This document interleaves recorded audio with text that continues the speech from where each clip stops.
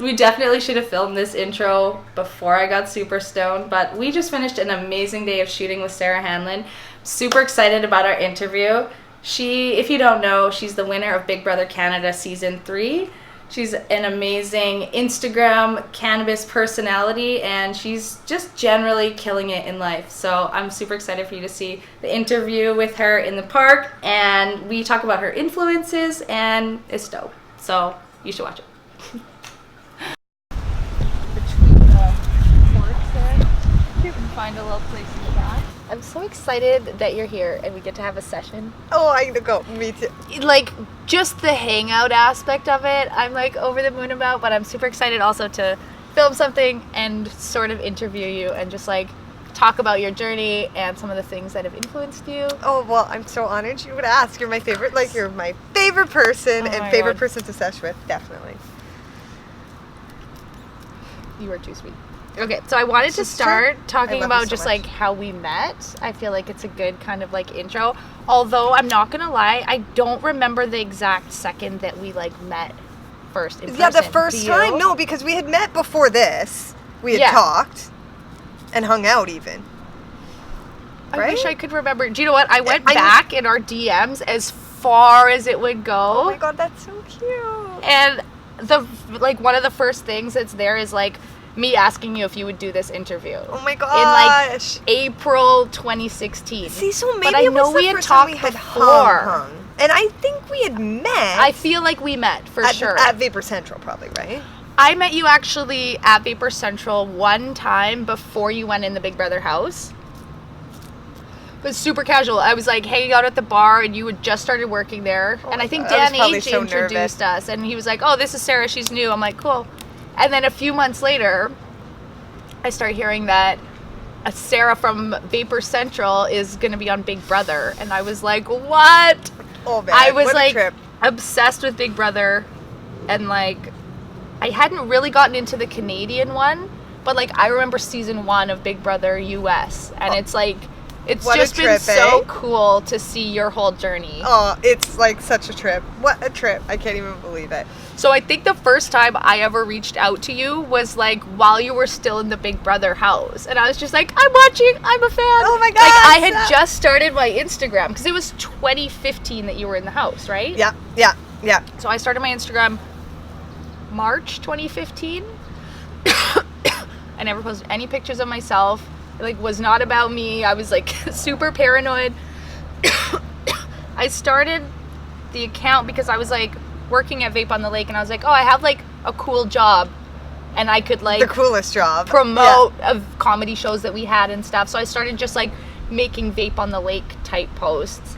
But I also have like, if you go way back in my feed, some of my first posts are like screenshots of you on Big Brother. No way! Just being like, stop! Is anybody watching Big Brother? Like, there's a stoner in the house, a loud and proud stoner that's like killing it. Like, I was so excited just watching your season and seeing you. Like, obviously, I loved you and stoners loved you, but seeing Canada love you, like, you weren't like the stoner outcast. Like you were the fucking star and you won. I'm just so, I can't believe it. And like, was when I'm in there too, like I have no idea like how I'm being portrayed or what is happening or not even how I'm being portrayed because I really did like trust in the whole system and I knew like I wasn't saying shit that they could frame in a weird way, like and it wasn't hard for me. Like other people can say maybe it was hard or for in certain ways. If you're confident in who you are and you're just yourself all the time, then it's like good. 100%. But you still don't know what the general response is from people, right? Exactly. Especially because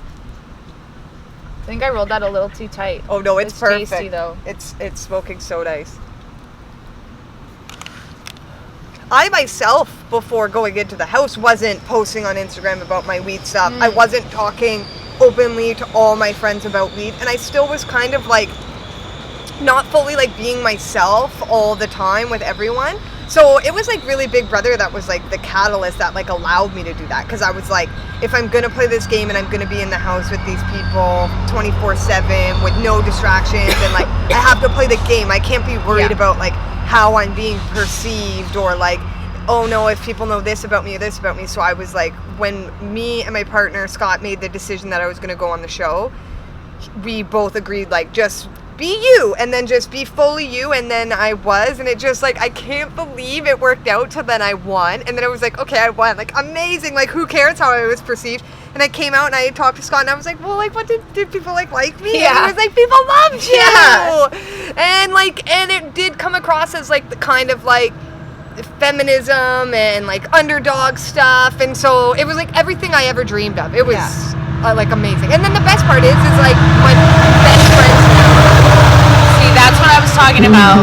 The train. The fucking train. I'll go back. No, it's okay. And I think what's extra cool to see, so that was, you were in the house in 2015, and you are still on every single season of Big Brother Canada since then, are you not?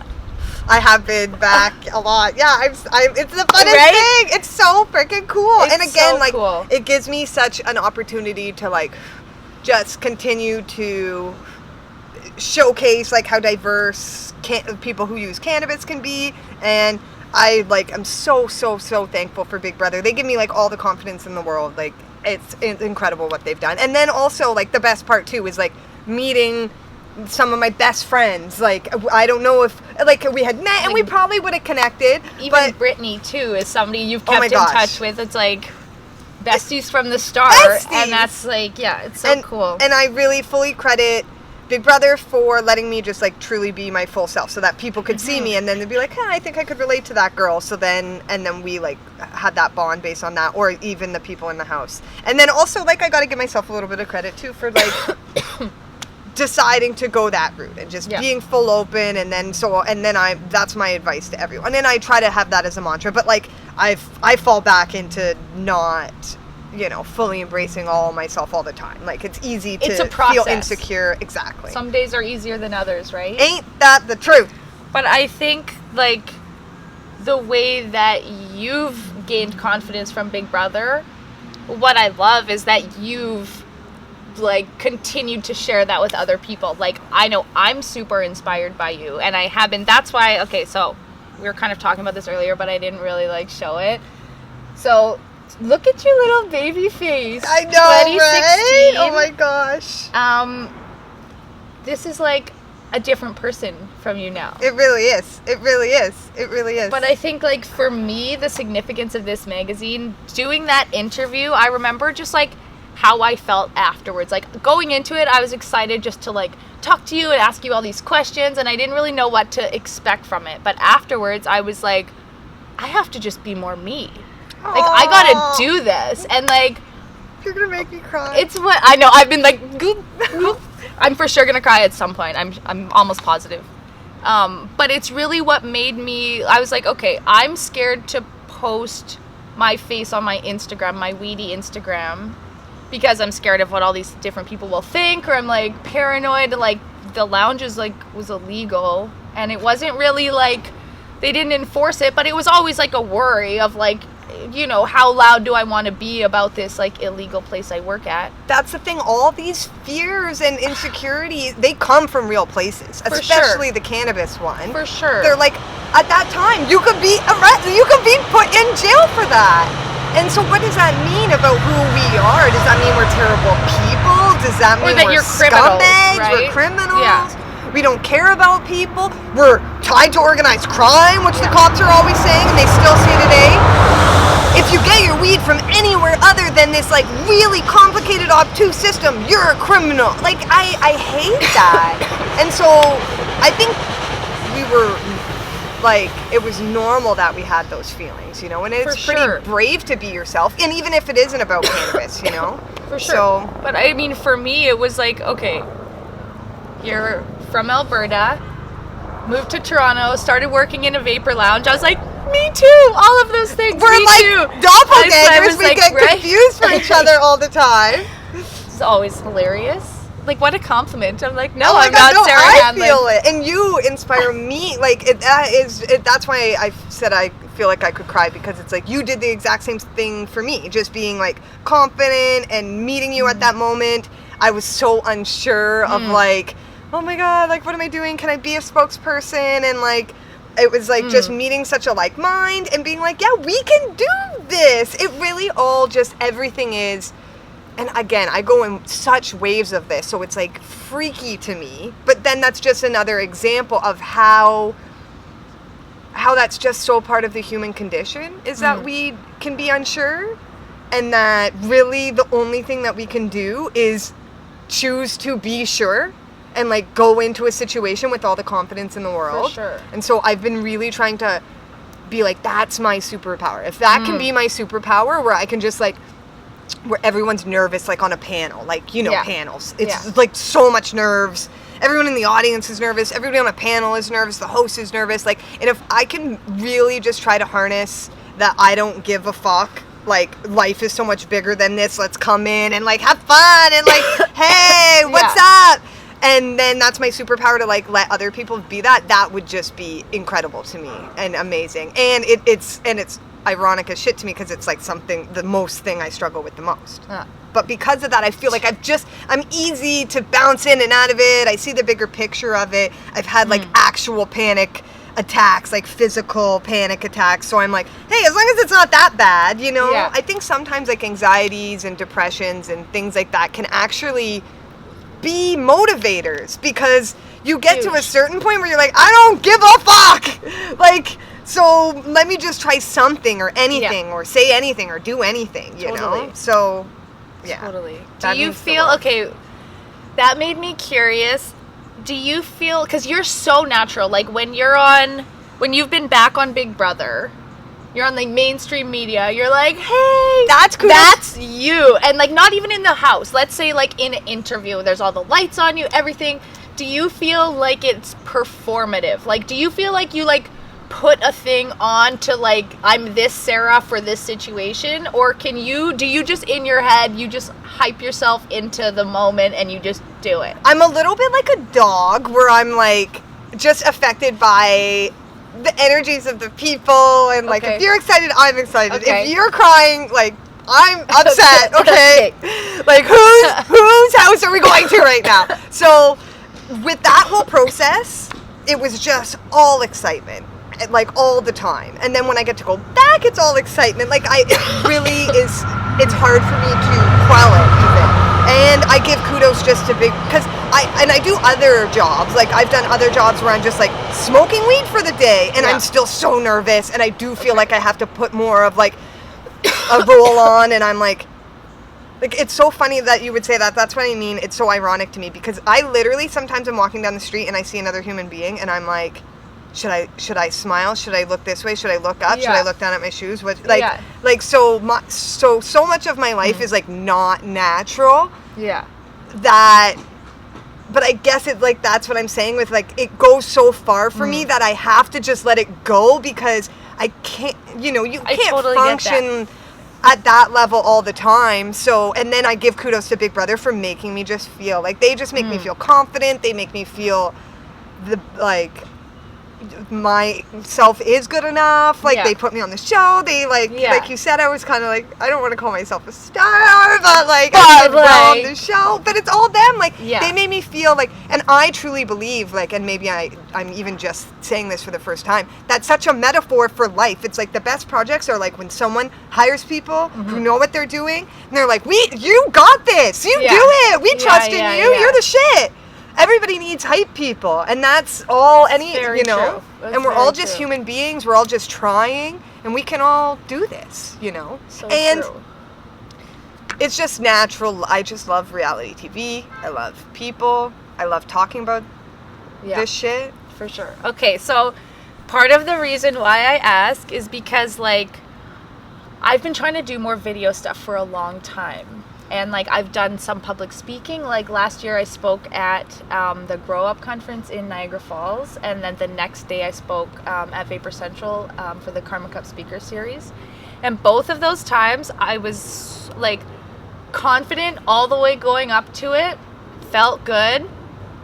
And then as soon as I like had a mic on and all this stuff, the physical feeling, like mentally, I'm like, I got this. I have my paper. Sometimes I've written in where to breathe. Like, I'm like, I've got this, like, under control. Right. But then, like, my voice, I physically shake, and my voice shakes, and I'm just like, I swear I'm not going to pass out. Just bear with me. And then, like, 5 minutes later, I'm, like, more comfortable. But, it takes some time to get into. But I'm like, something like this, where Taylor's filming, but we're just sitting here having a conversation and smoking a joint. I don't get nervous. Right. And that's part of what's given me confidence to, like, pursue video stuff more, because I'm like, I know I just have to be me, and the more I'm just me, the easier it is. 100%. But, like, we have some plans to do other kind of content, or, like, vlog stuff where it's, like, just me, and as soon as I feel like it's, like, scripted or You're, like, performative, then that's when that feeling kicks in, and not as much as when it's, like, a camera versus, like, a crowd of people.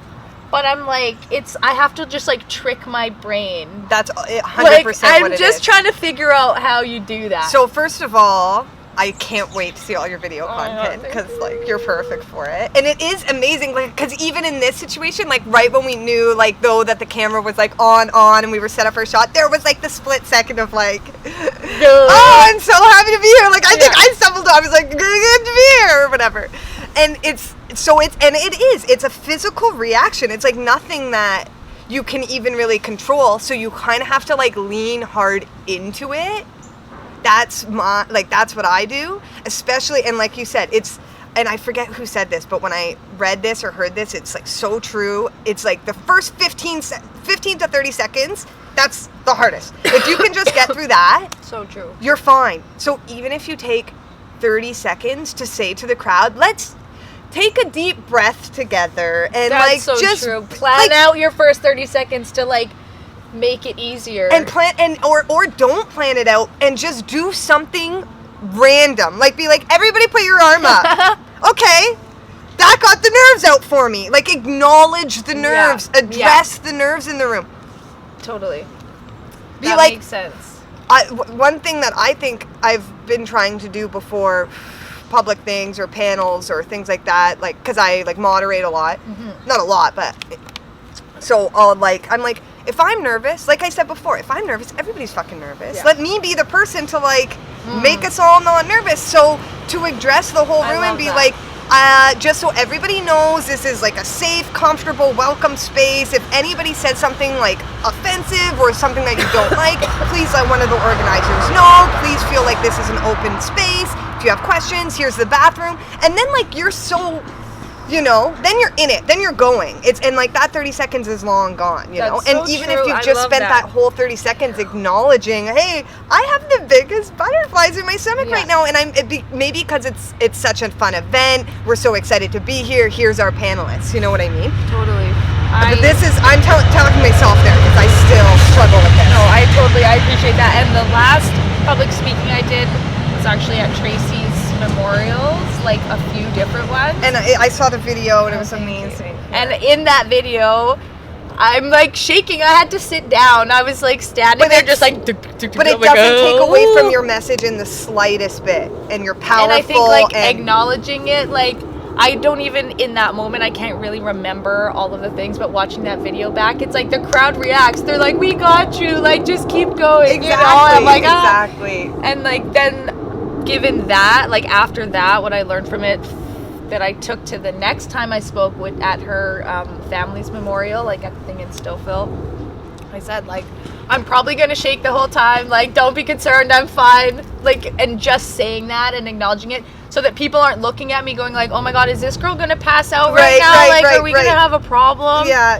And then 30 seconds in, I'm like, okay. And you're so brave and powerful for that. And also just breathing. It's so funny. Like, sometimes I get nervous and I start talking, and then I'm just like, talk until I have no more breath, and then I have to go, like, yeah. planning out. I'm like, okay, I'm going to say this little thing, and then I'm going to take a slow, deep breath. And then I'm like, okay, I got this. It's like public So funny. speaking, I think, is like the number one fear. Right? It's Isn't that wild? Which is just beyond for me. So I tell people, like, and I tell myself, like, if you're any good at it at all, go for it and do it, because everybody's terrified of that. And so if you have any skill at putting those, like, trying to subside those fears, just go for it. That's good. And I'm so upset with myself because I can't remember his name. And he's like my favorite person. The president of CFAM. Jonathan Zaid. No, I love him too. Gordon. I'm not sure. I just want to make sure. Let me Google it Okay. because he's the best. And what time is it? It's 1:34. Okay. So maybe we'll like talk for another 10 minutes or so and then switch to talking about your influences. Okay, For 10 or perfect. 15 minutes. Oh, yeah, that's great. Okay, cool. It's good. Awesome. Okay, what else do I want to ask? Oh, I know what I want to ask you.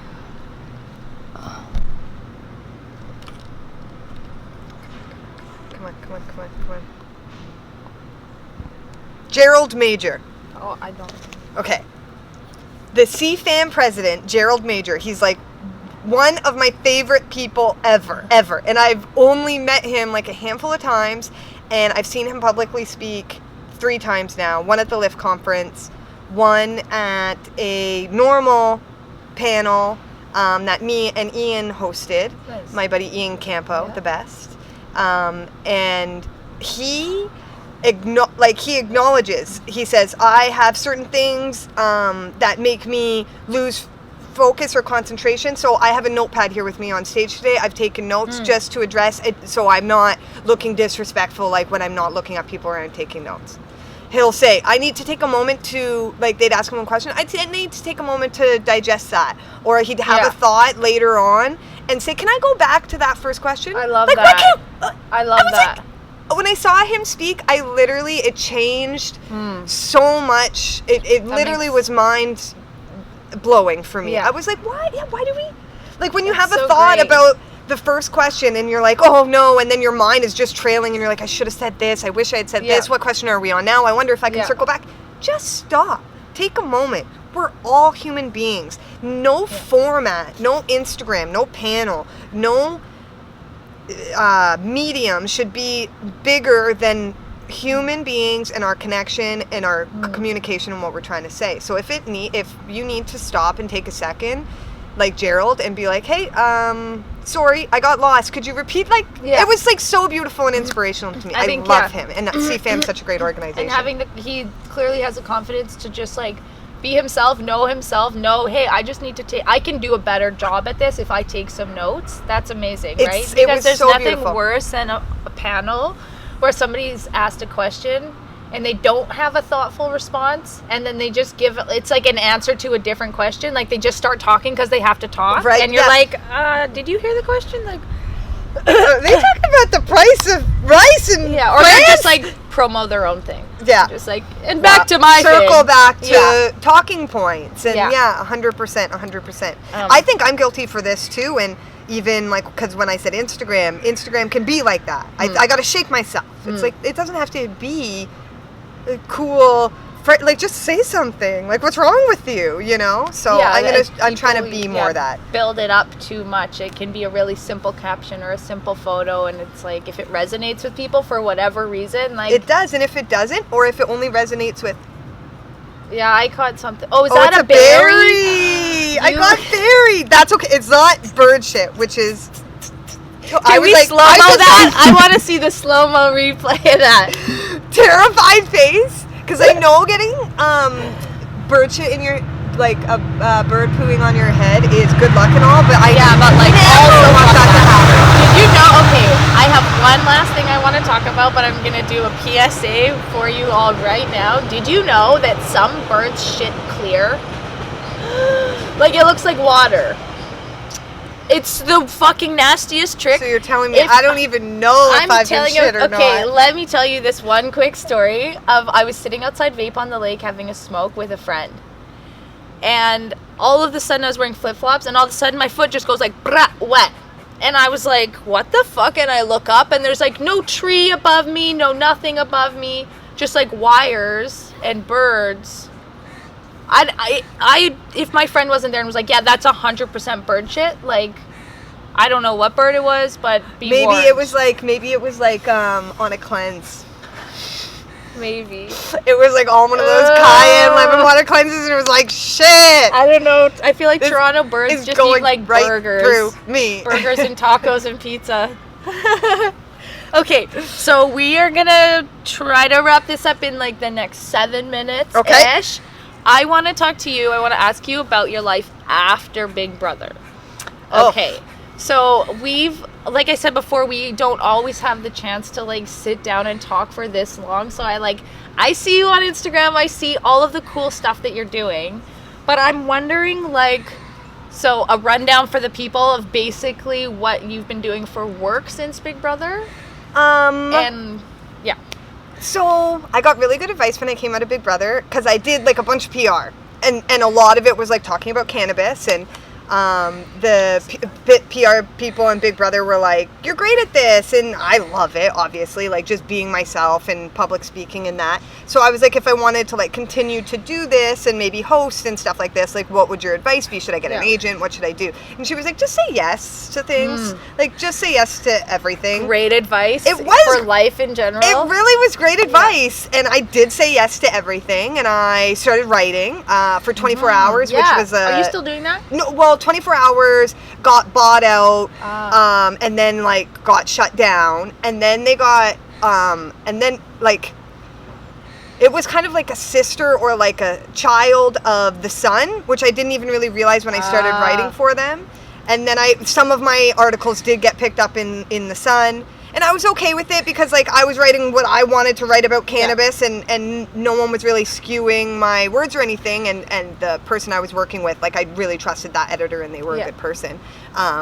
Really supportive, awesome person, because they had come from 24 hours. But then when it was more like 24 hours was done, and it was more like I'd be writing for Post Media, which would be The Sun. I don't like The Sun, and I don't like a lot of the headlines and a lot of what their writers stand for. And even if it was a good, I feel proud of the articles I wrote, and I do think it's important to speak to, like, if you can have an in to talk to some people who have bad policy opinions, you should talk to those people. And so I really did what I could there, but then I didn't feel like... Ultimately, it's like, those aren't your people. Exactly, and I didn't really feel like I could, post about, my article, and I didn't feel proud enough of to be associated with that brand. So I decided, I just kept writing, and then freelancing, and then other opportunities came my way too, and so I just kind of just tried to diversify as much as possible. And Leafly came along, so I did some work with Leafly.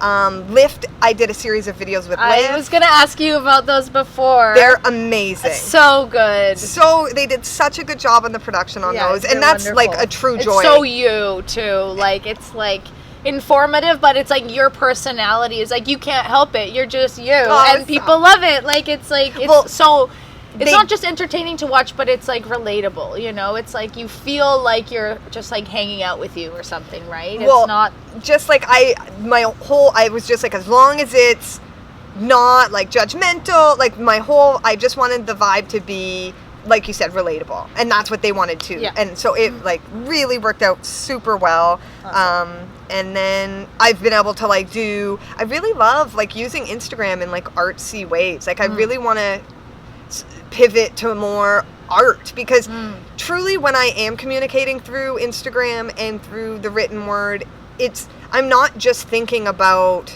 the words or the communication. I'm also thinking about like the light and the feeling that it's going to give you, and the artistic intentions behind it. Like, so I want to pivot and just actually, like how we were talking even before, just like I have to own that before anybody else can see me that way, really. So totally. I want to start doing more artistic stuff, even if it is for brands, because, and that's how, to go back to our influencer conversation a bit, that's all that's really happening with influencers, I feel, is art. To me, it looks like artists trying to find ways to get paid for their art. And it's like, if you want to be mad at a system that doesn't support artists for just their art, and then we have to tie it to some sort of brand. So true. And then we have to do the work that work of making it relatable and making it kind of ethical for us and all that. And that, to me, if any influencer work I do, any work I do all of that stuff. And so I hope people remember that about some of these influencers too, you know. Certainly. And I think, you know what, as much as there is like a certain level of disrespect for influencers, I think there's like also a smaller but powerful culture of like respect for influencers.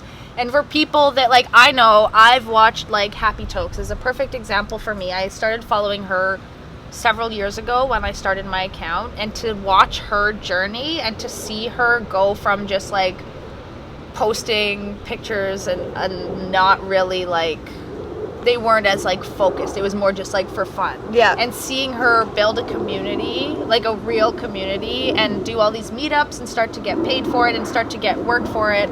And now she's, like, an Amazon influencer. And she has, like, people chirp her for, like, not selling out, but for, like, always selling something or whatever. But she's like, I work really hard to, like, curate this list of products and companies that I use, and I've researched them, and I know that they're ethical and sustainable, and I want you to, like, know about these products, and whether you buy them or not is, like, whatever. But some people will, and some people will appreciate it, and why shouldn't I get paid for that? Exactly. Right? Exactly. And so then, like, for every one person that's like, it's an advertisement, there's like 100 people that are like, yeah, fuck yeah, you go, you know? Exactly. Like, and if you can do it in a respectful way and, like, a sincere and authentic way, like, even you stopping writing for The Sun. That was a terrible sentence, but no. It was perfect. Yeah.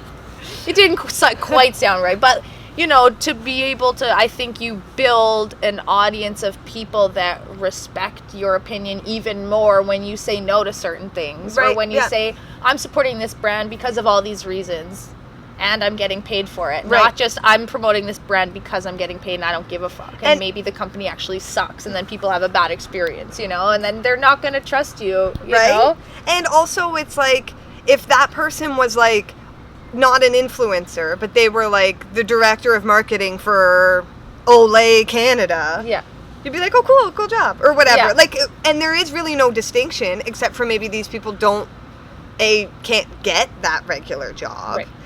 And B, maybe don't want to commit full time to a company. Like, that is, no one is a sellout in my book, because we all live in a very, like, I mean, not no one, but most of us are just trying to live and enjoy our lives and pay for our bills and pay for rent. And I think the life can, like, look very glamorous. But even if these influencers are getting paid to travel around or sent around, blah blah blah, it's like a trip doesn't pay your bills. Yeah, exactly. I mean, so they're I don't know. For there sure. needs to or be, like, as much as, like, I feel like almost a responsibility to show, like, the other side of things too, or, like, more aspects of my life than just the, like, amazing weed or, like, a really cool trip. But I want people to see that, like, I am just a human, and, like, some days are amazing and some days aren't. And, like, yeah, I think it's so important. Your Instagram is the best. Like, it's the first one I go to. It's the first one I go to. You're so to be sweet. honest, some days I have to mute it because I'm like, I need to get something. I need to not be on. There's like 4 or 5 accounts. My top 5 accounts, I'll just, like, mute them for the day. But you can't actually do that anymore. So funny. Really? I don't think you can mute people on Instagram anymore. Oh, I didn't know that. I mean, I maybe have muted some people at some times, but it's not something I, like, really do, so I haven't looked into it and really noticed. I am a huge person because, like I said, I'll get nothing done if I see those makes little sense. and because it's only on days where, like, I know I have to be on Instagram for, like, if I'm looking up something or working with someone on a takeover or something. Yeah. And I'm like Lyft and Code was one of them. I did my top 5. Oh, are we gonna have berries? Okay. I did my top 5 Instagrams. I muted them all because I was so like funny. taking things for takeovers, and then I'd, like, see the circle come up, and I'm like, Ooh. done! I can't not do it, especially if it's a green circle. Like, I'm dead with this whole close friends thing. If I see a green circle, I will, like, leave a meeting. I will be like, sorry, I have to take this phone call.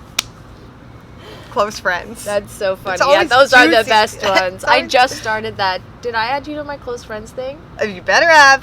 I had one funny story that I was like, I can't post this, but I want to show the homies. So I just really quickly went through and like tapped a bunch of people. But I don't know. I think I did get it. Did you? Yeah, we'll talk about that after. But okay, I think that maybe is a natural time to like say thank you. Thank you. This was so much fun. Oh my god, always time goes like I so know. fast. I'm like, we could probably do another hour of this, but you have to get going, and I have to get going, and Taylor has to get going. So we are going to do one more quick video after this. So if you're watching this on YouTube, if you want to know Sarah Hanlon's influences, like what makes Sarah Sarah? This is the best question. I want to know. I love it. Okay. It's like a show and tell, but just So tell. also we still have this one joint to smoke. I'm in. For what you're doing next, can you be like 2 joints and a I couple can dabs deep? always Okay, be 2 fuck joints yeah. and a couple dabs deep. That's the freelance life, baby.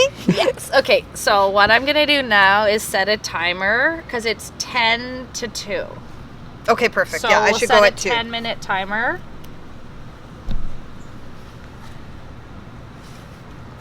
Okay. You're so sweet. You have it all.